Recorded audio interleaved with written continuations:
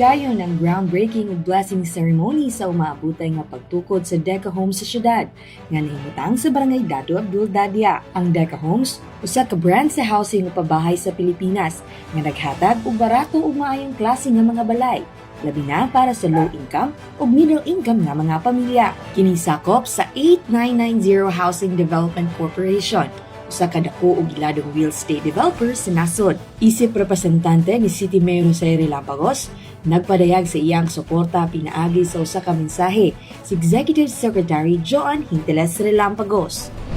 Mapasalamaton yun kayo bisang tanan sa pagpili ninyo sa syudad sa Panabo as one of the Deca Homes na project.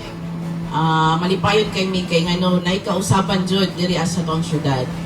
So this investment makatabang po dili lang sa gobyerno, sa LGU, pati po diri sa mga lumulupyo sa syudad sa Panabo, sa itong mga agents o sa mga kursunada na mupuyo diri sa Panabo na napuyo opportunity na mudaghan jud ang katawhan diri sa Panabo.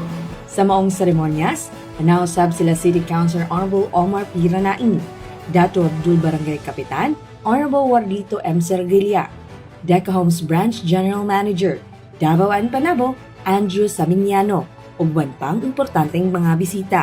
Kauban sa kamera si Louie Panagsagan, kini si Team Acevedo, gikan sa City Information Office Broadcast Services, alang sa Frontline News Panabo.